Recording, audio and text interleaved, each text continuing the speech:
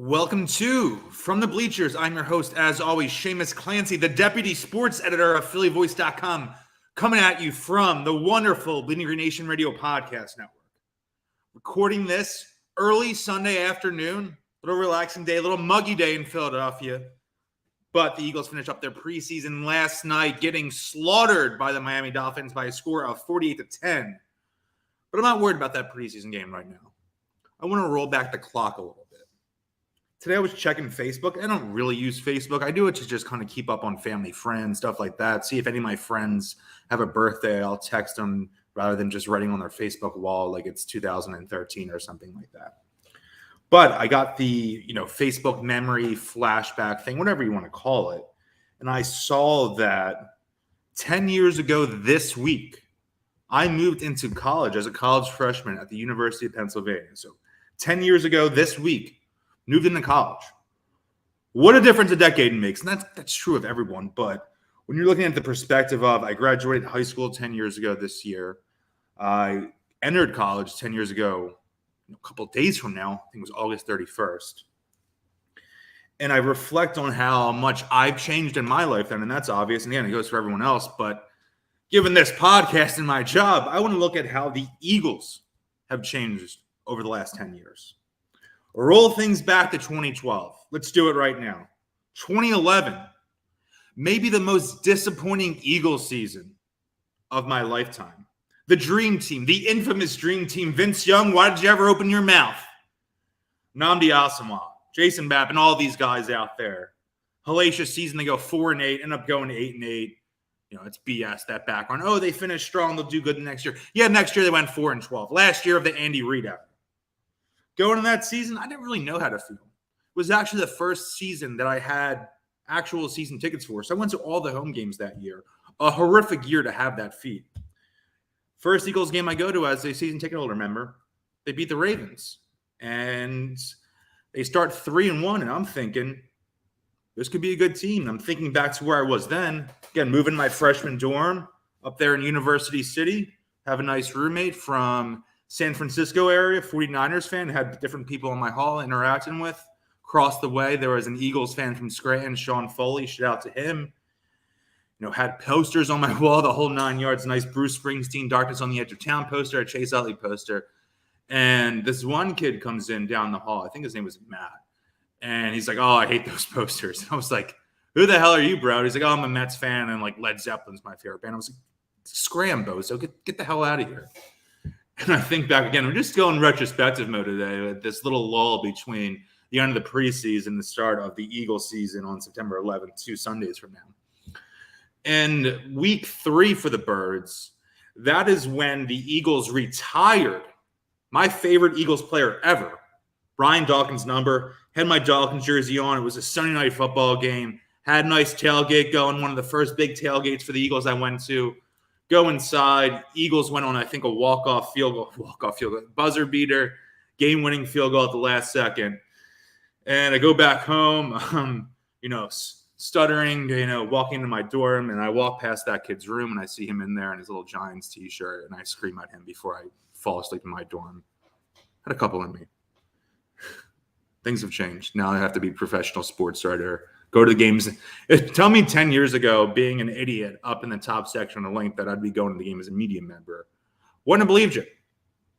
But for the on-the-field stuff, Michael Vick starts that season as the Eagles quarterback. Gets hurt, unsurprisingly, for a player that has his injury-prone history and his play style. But I think the most important thing that year was in week 10 that year, November 18th, 2012. Eagles stunk. They went down to Washington and played against a first-round rookie quarterback, the second overall pick, Robert Griffin III, who after that day I assumed was going to terrorize the Eagles for the next 15 years, look like the next great quarterback in this league. The Eagles lose 31-6 in Landover, Maryland. Who did start at quarterback that game for the Eagles? Do you know? It was a rookie, a third-round rookie making his first ever NFL start. He went to Michigan State, had some playing time issues there. Kirk Cousins was there. Ends up transferring to the University of Arizona. His name, Nick Foles.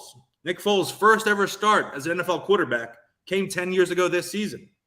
He goes 21 for 46, 204 yards, 0 touchdowns, 2 picks, and an abysmal quarterback rating of 40.5. Now, that game was RG3 versus Nick Foles.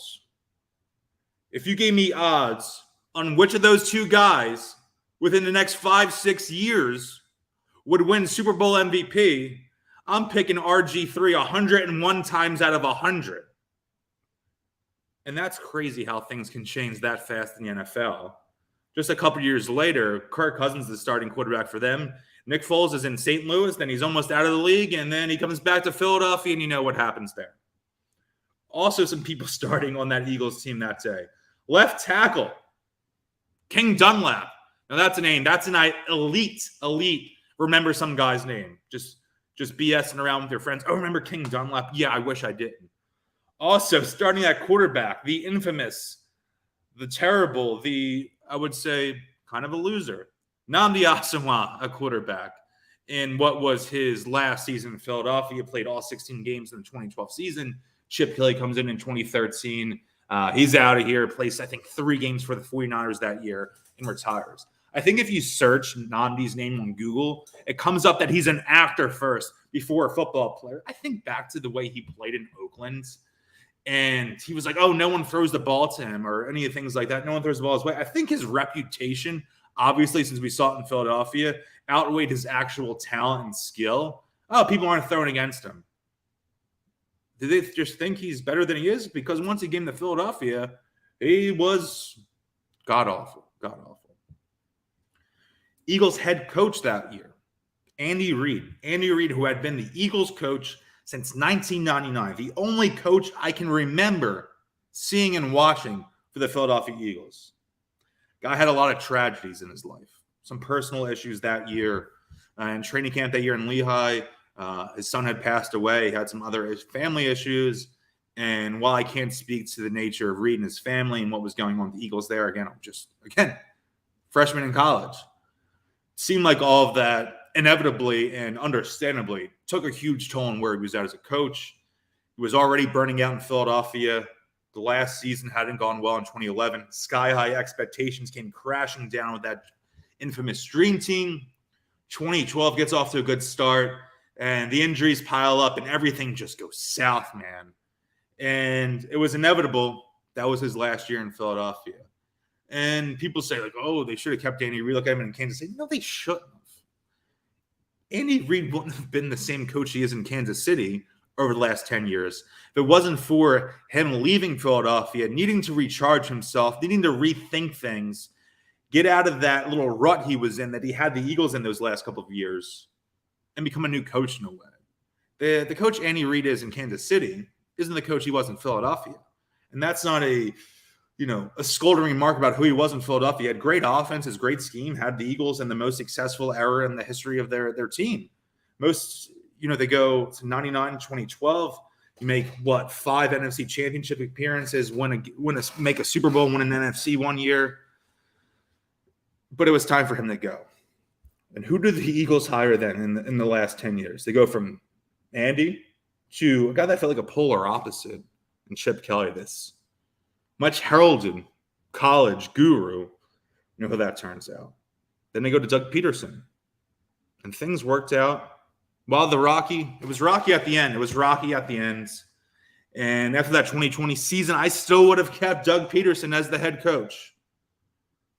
But akin to the way that 2012 felt like the last year for Andy, and both parties needed a fresh start. In retrospect, I can say, I understand why they parted with Doug. I think he'll have a lot of success in Jacksonville this year. If I'm a betting man, and I am co-host of the Odds and End Zones podcast, I am taking Jacksonville to win that division this year at plus 750, I believe. 75-1 odds. I like what they have. It's a terrible division. The Jaguars somehow own the Colts, and I'd love to see a Peterson versus Frank Wright matchup when they're in the same division. The Texans are a mess, and the Titans could be down. They could be due for a little bit of a slide. They went 12-5 last year, had the first seed in the AFC. had a million injuries and just felt so fluky. And again, I'm not criticizing the team. If we had this discussion before with saying the Eagles are a fluky team in 2017, Nick Foles is fluky. That's commendable. That speaks to the nature of the leadership of the team. That speaks to the nature of Mike Vrabel and what a great coach he is in this league. That doesn't necessarily mean they're primed to repeat a 12-win season. So I think Doug gets in the playoffs. Good for both parties. That's how things changed, akin to what happened with Andy. In the quarterback situation, it was a quarterback carousel, and I guess in a way it still is. Michael Vick in 2010, the last year Andy Reid leads the team to the playoffs in Philadelphia, comes in. Kevin Kolb was supposed to be the next guy up after Donovan McNabb left town. Gets a concussion in week 1 against Green Bay in Philadelphia. The Birds are wearing those 1960 throwback jerseys, the 50th anniversary of the 1960 NFL championship team that beat Vince Lombardi at the iconic Franklin Field that game. Very snowy game, if I believe. Not that I was there or really know anyone that was there. Actually, the guys in my season ticket plan, I guess I'm not really in it now, had tickets since Franklin Field, but I think 1960 might have been a little early for them. I don't know if they were there.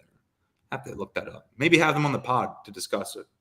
Probably need to give them a couple brews to get them to agree to it, though. What else has changed for the Birds? I'm saying the quarterback situation. Do you think Kevin Kolb is the guy? No, he's not. Michael Vick looks revitalized and better than a passer than he ever was in 2010. But he's older. I think back, what would have happened if Andy Reid was paired with Michael Vick at the start of their careers? Could have been magic. Could have been Mahomes-esque. Michael Vick isn't long for this city. He leaves, gets hurt again in 2013. And as we know, Nick Foles steps in, second year pro quarterback. Magical run, 27 touchdowns to 2 interceptions. 2014 comes. Foles feels like the guy. Eagles start the season strong. They go 6-2, but Foles played pretty terrible. And those road games against San Francisco and Arizona that year, I had never been more frustrated with an Eagles quarterback because of how much I had believed in Foles at that point, what I thought his talent was, and we saw what he was capable in 2013, the previous season, under Chip Kelly. Plays really poorly. Breaks his collarbone, I believe, in a game against the Texans in Houston. Mark Sanchez comes in. Mark Sanchez obviously is going to be a franchise quarterback, but I thought that Eagles team was really good. With Sanchez in there, they go down to Dallas, beat the Cowboys on Thanksgiving, and they're riding high at 9-3. What happens? They finish 10-6. That offseason, is Nick Foles going to be back? They're going to sign Sanchez to another contract? Who's the starting quarterback? Sam Bradford. What a trade that was. They traded Nick Foles, future Super Bowl winning quarterback, and a second-round pick for Sam Bradford. And what I wanted that draft, I wanted Mariota. I would have given everything from Mariota. Fletcher Cox, every pick, the trade up to the top 2, the 2015 NFL draft. Doesn't come to fruition. And you might play the what-if game and say, what if the Eagles had kept Foles that year? And I get that.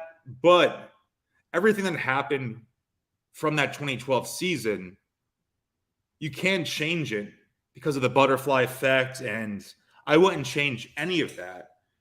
Because if not for those highs and lows in 2012, what unfolds during the Chip era and what starts in Doug's first 2 years in Philly, if it's not for all of that, if it's not for the connective tissue of Nick Foles, 2 coaching regimes ago from when he won a Super Bowl, the Eagles actually don't win that game. If the Eagles in that era, Marty Morningweg scouting Nick Foles, if he doesn't love Nick Foles, if Andy Reid doesn't love Nick Foles, the Eagles don't draft him. He doesn't have those starts under his belt. He started 6 games that year in 2012, had that great game-winning touchdown pass in Tampa Bay that one game. You thought, this guy's got some moxie to him. Let's bring it back to the college situation here. So I'm a freshman in 2012. Eagles' terrible season. I'm going to games, road games. I'm watching my apartment, enjoying a nice couple cold beverages, talking ball with the kids in the hall that I live with. There was a kid on my hall. His name was Luke. He's from Arizona. He says to me, and I swear I'm not making this up. I swear to God. He says, I like Nick Foles, And Nick Foles was a third-round rookie. And I'm like, he's probably not good. He's probably not going to be anything. I was like, I'm telling you, man, he's really talented. I think he can be something in this league. Obviously, some inherent bias there, given that he was from Arizona. Maybe his parents went to Arizona, maybe they taught there, whatever, had watched the team growing up. He was really confident in Nick Foles. And to be fair, he probably had watched more Nick Foles in his life than I did. At the time, I'm thinking, Nick Foles? Who? What? Little did I know, 5.5 years later, he's hosting the Lombardi Trophy. Yolk's on my face. So let's think. Let's write a little timeline. 2012. 10 years ago, Eagles draft Nick Foles. Comes in and starts. Some kid on my hall tells me he's the next guy up. Plays unbelievably in 2013, crashes back down to earth in 2014, is terrible in 2015 with the Rams, almost gets out of football, retires, and becomes a pastor. Andy Reid has to convince him not to retire, to be a backup in Kansas City in 2016. Doesn't know what he's going to do in his future that offseason. Eagles convince him to come back from Philly to be the backup quarterback to the heir apparent. This quarterback carousel, we thought we ended it. Philadelphia thought they ended that carousel after 2016 because Carson Wentz was there going into the 2017 season. He's the franchise guy. He had a successful rookie year. Eagles will make the playoffs, but he flashed enough that you thought that guy could be really special in this league. For most of that 2017 season, he lived up to that billing. We know probably would have been the NFL MVP that year if not for that injury in LA, which I witnessed in person. As we know, Nick Foles comes in, has some good plays, has some bad plays, shaky at the end of the 2017 season, plays okay against Atlanta, kind of bad. Second half of the game gets a little bit better after he throws that ball off Keanu Neal's knee into Torrey Smith's hands, get that field goal at the end of the first half, cut that lead to 10-9, that Falcons lead, come back, win the game. As we know what happens the next two games, 30-7, 41-3. We don't need to necessarily rehash that, as much as I do love to rehash that. 2018. Foles starts the year. Wentz comes back when he's healthy. Wentz isn't healthy. Maybe gets a little stealth benched. Foles comes back in, leads the Eagles to another playoff run. They have the unbelievable moment, the double joint game in Chicago. Such a great, great Eagles memory, even though they didn't win the Super Bowl. And then it leads us to here. Wentz blows up. Can't get rid of Nick Foles' shadow. He's living in his shadow. As much as Wentz's injuries and that ACL tear forced him to change his game, and he couldn't live up to that potential because his mobility was hampered, and all those Houdini plays he was making on the run, he wasn't able to do that post-injury, to say nothing of the mental aspect of it that comes after watching your backup quarterback win the Super Bowl, play better than you may have ever been able to play on in the biggest stage in American sports. You had to watch. You were the golden child in Philadelphia. And you had this guy become the most beloved figure in modern Philadelphia sports. Maybe just modern Philadelphia, 21st century Philadelphian, even though he's not from Philadelphia, who's the most beloved guy, beloved person? Nick Foles. And that carries on into the 2019 season when he's gone. Wentz plays the whole year, gets hurt in the playoff game, can't finish the playoff game, plays, I think, like 4 plays? Throws maybe 4 passes, whatever it was. Plays a quarter at most. I was at that game. Seahawks game. It was an Eagles-Seahawks game, so walking into that stadium, I knew it was a loss, but I was, juicing myself up, burn the ships, whole 9 yards with that. Wentz gets hurt, and I'm like, I can't be in the stadium right now. Halftime, run out the link, cab waiting right there, jump in it, go half a mile back to my crib in South Philly. I'm there before the second half even starts, and I just watched the inevitable happen. The Eagles losing to Seattle. But because Wentz got hurt, and what the Eagles had known in 2017 and 2018, how integral a backup quarterback could be for this franchise, how important it is when Carson Wentz is your starting quarterback, is an injury-prone guy who plays a little reckless, but that was what's great about him because he played that way, but ultimately that hurt him because those injuries piled up. So the Eagles knew they could have a lot of success with this roster if they had a strong backup quarterback, and because of Wentz's injury-prone nature. So what do? They go in the second round of the 2012 NFL draft. Are they going to draft a safety like Jeremy Trin? Are they going to add receiver talent? Are they going to do this? Or are they going to do that? They shock every Eagles fan out there and draft Oklahoma quarterback Jalen Hurts. I remember watching that, and I felt like, a cartoon character, Foghorn Leghorn, smoke coming out of my head. Like, what did they just do? What did they just do? And much like the Foles situation, I believe the drafting of Jalen Hurts, who the Eagles probably drafted to be a backup, but they don't use a second-round pick on a backup quarterback if they don't think he has upside to be a starter in this league and win you big games, high-leverage games, the way Foles did in Philadelphia. Wentz, injuries piling up his body. He has that huge concussion from that Jadeveon Clowney hit in that Seattle game. Has the mental anguish of Foles, and now is dealing with Hurts breathing down his neck. Younger players in the locker room gravitating towards him. His play suffers, collapses, has some of the worst quarterback playing I've ever seen in Philadelphia. Ginch bench, Jalen Hurts comes in, has some nice moments, has some bad moments. Wentz gets traded in the offseason. Jalen Hurts, maybe the Eagles try to maneuver and get a different quarterback. But Jalen Hurts starts in 2021. Eagles make the playoffs. Not the greatest passing season ever. Was electric as a runner. They come back this year saying, hey, Jalen's on a cheap contract. Let's build around him. Let's get A.J. Brown. Let's stack this defense. Let's have a top 10 defense, maybe a top 5 pass rush.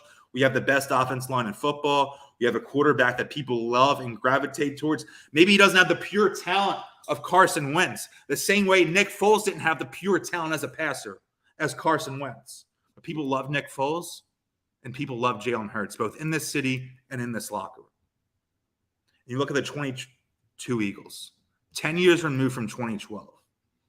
And because of that pick of Nick Foles, because of his play that year in the 2012 season, because of me, freshman in college, watching this team, first time I'm really like drinking and partying, watching during games, going a little too wild in college. We talked about my history with mental health and getting dropped in college, going back in, all that stuff.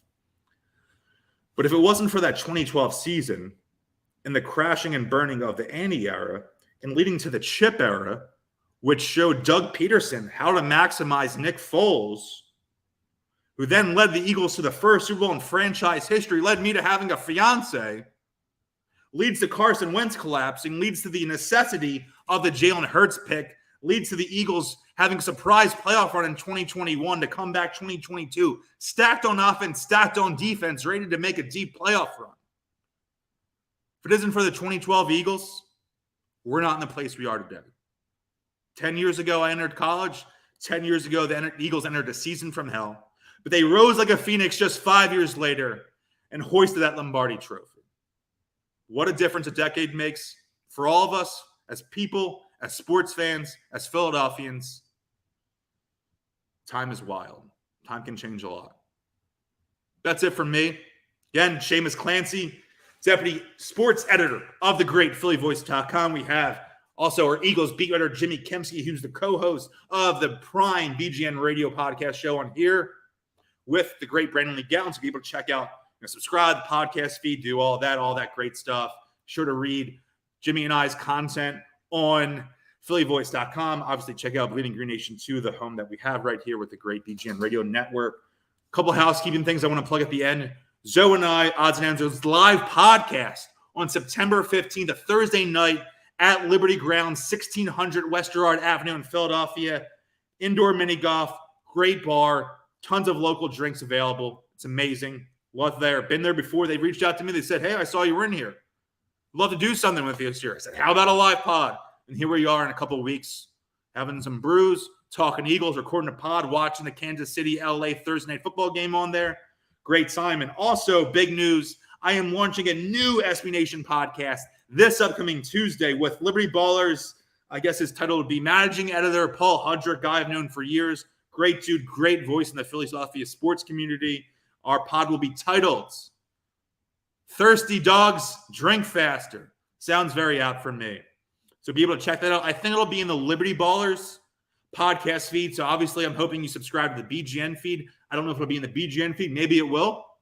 But just to be safe, and you should be subscribing anyway to the Liberty Ballers feed. So do that. Prepare for it coming this Tuesday. We're going to record every Tuesday going forward. Tuesday night should be up in your podcast feeds late Tuesday evening. So stay tuned for all that. And think today, whether you're relaxing Labor Day weekend, doing whatever you're doing, maybe hanging out with your friends, family, enjoying a cold one, think about how much your life has changed in the last 10 years. And think how that reflects on how much the birds have changed. Talk to you soon. Have a podcast coming on Wednesday. A little more plugging with recurring guest, friend of the podcast, Dan Soupy Campbell, frontman of the Philadelphia area band, The Wonder Years. So stay tuned for that. Talk to you all soon. Peace.